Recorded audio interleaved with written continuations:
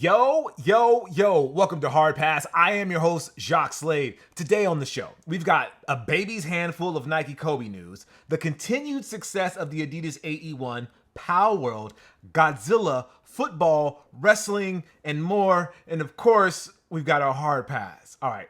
Let's start the show with some hot takes. So Anthony Edwards continues to attribute his rise to stardom to his signature shoes, the Adidas AE1s. I gotta say, it's refreshing to hear an athlete really express joy and support for their product. And not just in a funny commercial kind of way. Everybody does that. But Edwards goes the extra mile and actually credits his shoes for helping him beat the Washington Wizards for the first time. Sure. That's a little sad considering the current state of the Washington Wizards. But that kind of bravado is this generation's money. It's gotta be the shoes. And so far, it's translating to sales as both colorways of the AE1 in adult sizes are sold out online. Hey, hard pass to us because we weren't sold on the AE1s at first glance. But props to Adidas and Edwards for winning the marketing game so far. So, for about half a day, the sneaker world got hyped that a possible Kobe Nike SB collaboration was on the way. Then we got a follow-up that it wasn't going to happen from outlets reaching out to their Nike SB sources. And the reason was because Vanessa hadn't signed off on it. So it could still happen or it could not. Two things. One, miss me with this news until there's actual news. And two, do not pin your sneaker hopes and dreams on Vanessa. While she has the power to okay projects, it is on Nike to do the right thing and make them accessible to us. If there's not enough sneakers being made, that's on Nike, not Vanessa. And speaking of Mamba, Complex and Soul Collector posted a picture I don't recall ever seeing. It was a throwback post to when Kobe Bryant showed up at the Rucker. He wore Air Force Ones to hoop in, so this was during his post-Adidas breakup sneaker-free agency period. But what I don't remember was him signing a pair of Adidas KB82s. We look at that. Kobe willingly signing an Adidas shoe even though he was no longer with the brand. It kind of makes the Nick Young story of Kobe throwing his Adidas in the trash even funnier in retrospect. He really just wanted to troll swag one last time before retirement. And now, one last Mamba thing before we go. The saga of NBA players and normies wearing Kobe's gets a new twist as Isaiah Thomas, a noted Kobe guy, called out people who wear, in his words, fake ass Kobe's and to watch who you getting your kicks from. I mean, he would know what Kobe's are legit or not, as his Kobe PE game is top notch. But man, the discussion of real versus reps and fakes versus customs is heating up. I think it's also a good time to remind everyone of the hard pass rule of thumb. Wear reps, don't wear reps. We don't care. Nike should just make more. But if you mess around and act like your reps are legit and then get called out, shut up. Don't justify it and take the L. LaMelo Ball gifted Kai Cenat 16 pairs of Pumas, and I understood most of the words in that last sentence, not all of them. Ishad Ware celebrated his second signature shoe with Nike SB by doing donuts by the Staples Center. If there's one time I hope that something was AI, it would be those pedestrians who didn't even flinch when Ware was doing a Dom Toretto impression down Figueroa. So Jordan Brand, it continues its ascent into sports that aren't basketball, as rumors are circulating that they could be signing up a Premier League team like Chelsea or Tottenham. I think I said that right. Yeah, look, that's cool and all. But what about AFC Richmond? I would totally buy a Roy Kent or Sam Obisanya jersey with the Jumpman on it. And the collabs they could do with those colors on Jordan Retros? Man, that's better than Coach Lasso's biscuits. Bathing Ape are releasing Bape Studs with oversized logos. It makes sense. It's the natural order of operations. First, you make the logo bigger, then you shrink it, then you put it all over the shoe, then you make it shine, make it glow, make it clear, put zippers on it, and then just for funsies, you remove it entirely. And when things are at their most creatively bankrupt, you bring in an artist who moves the culture needle and reverse the logo. It's the circle of hype. Did you hear the vibrato? Hype. Anyway, pick of the week, part one. It's the Nike KD4 Year of the Dragon 2.0. This is going to be on the 3rd for $130. So So Kevin Durant's fourth signature shoe is going to return for Chinese New Year, but it won't be a retro of the 2012 KD4 Year of the Dragon.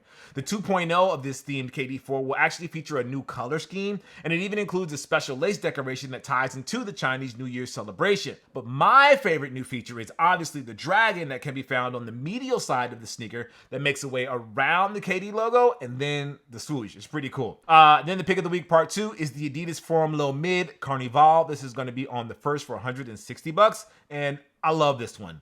Not only does the shoe's aesthetic bring back memories for me during the old blogging days when I would attend Adidas Originals events at their store on Melrose, this one pair is also a collaboration between Adidas' School of Experimental Education and Design and Caribbean designer Anya Ayong-Chi for the Caravana Toronto Festival that takes place in August. Okay? Look. After having looked at pictures of Caravana, I'm definitely considering buying a pair of these and booking a flight in early August to Toronto.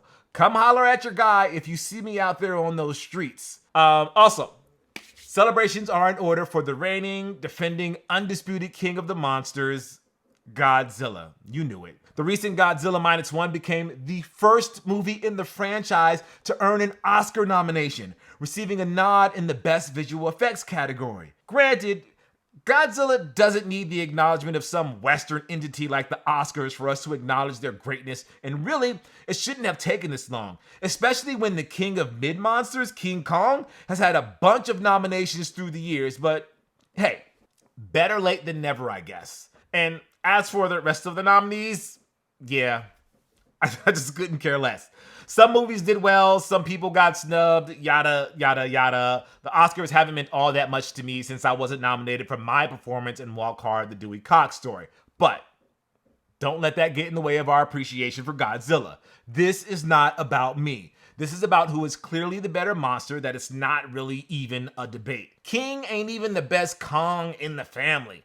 Donkey, Diddy, Dixie, Funky, Cranky, and Asia are all better Kongs, and look, that's just facts. Now, in the latest example, that Black Adam being a disaster was actually the best thing for everyone involved, The Rock is now on the board of TKO, the conglomerate that runs the WWE and the UFC. Not only that, he now owns the Rock trademark. I always thought he had it ever since he left the WWE for Hollywood in the early 2000s. Nope.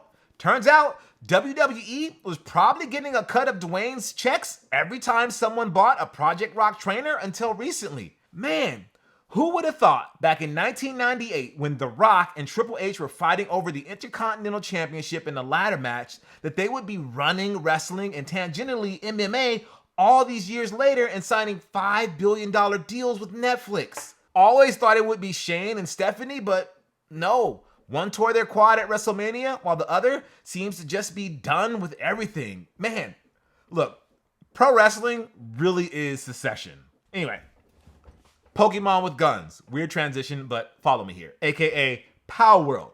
It hit a milestone in its first week of early access, reaching number 2 in the all-time concurrent players list on Steam. Not bad for a game that feels like your typical Survivor game mixed with elements of Pokemon and characters that look like they were directly lifted from Pokemon. Sure, it's got a long way to go before it can even sniff the top spot that's held by PUBG, but if the devs behind this totally original product, where 90% of the appeal is playing with pals that look like Pokemon, evolve their game before it goes 1.0, it'll probably have a long shelf life.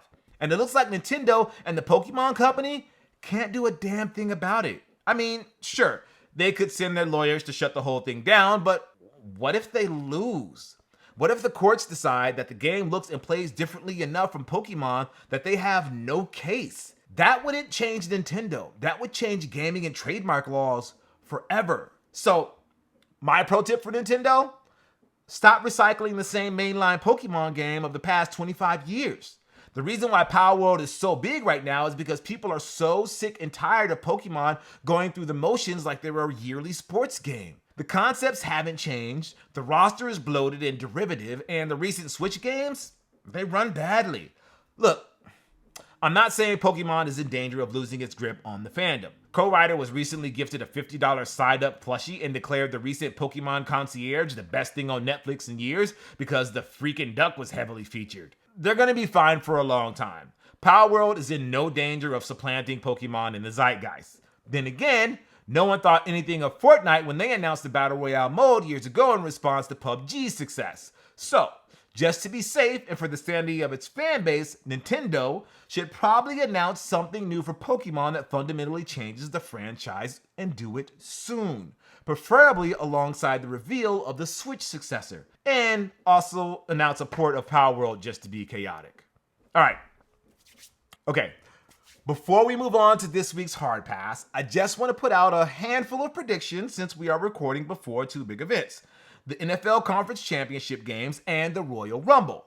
So, for the AFC, I fully expect that whoever wins will be scary as hell against my 5-time Super Bowl champion San Francisco 49ers. If it's Kansas City, yes, I said we, are going up against Patrick Mahomes, aka the most talented quarterback to ever play the position and likely GOAT when it's all said and done, a sea of Taylor Swift fans wearing Travis Kelce jersey vests of varying degrees of quality, and the dread of history repeating itself 4 years later. If it's the Baltimore Ravens, on the other hand, it's Lamar Jackson and the dread of history repeating itself 11 years later. And then there's the Detroit Lions. The feel-good story this year and really maybe this decade.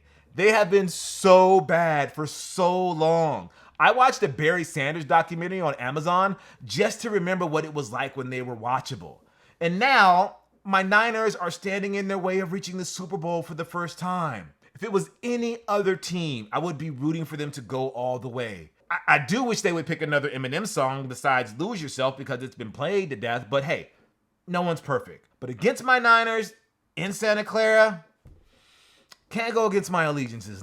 Niners win, Ravens win, and I have a deer in the headlights look for 2 weeks as I fear the worst.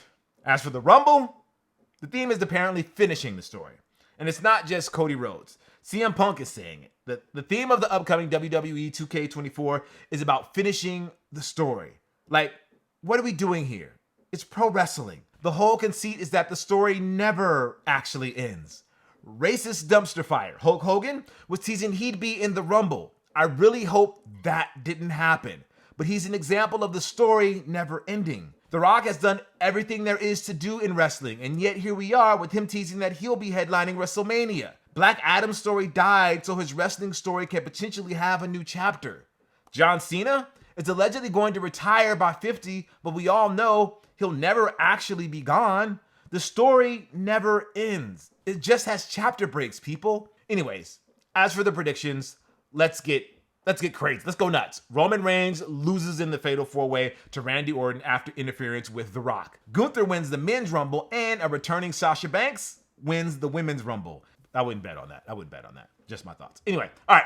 It's time for this week's Hard Pass. We'll take a look at something in the culture that just needs to go. Actually, this week's Hard Pass belongs to Devin Booker. No, we're not hard passing Book. Why would we do that? He's a phenomenal player who would make an even better Laker in purple and gold in a few years. Nah, we're letting him take the floor because he might have accidentally given a hard pass to the marketing of his own signature shoe. All right, let's talk about the latest in the saga that is the Nike Book One rollout. On a recent episode of the Complex Sneakers podcast, the crew spoke about the debut colorway of the Book One, the orange pair that was limited to 500 made and sold in Miami during Art Basel. They also pointed out a similar concern that we had on a recent episode of Hard Pass, the steady stream of player exclusives that normies like us will never get a chance to own.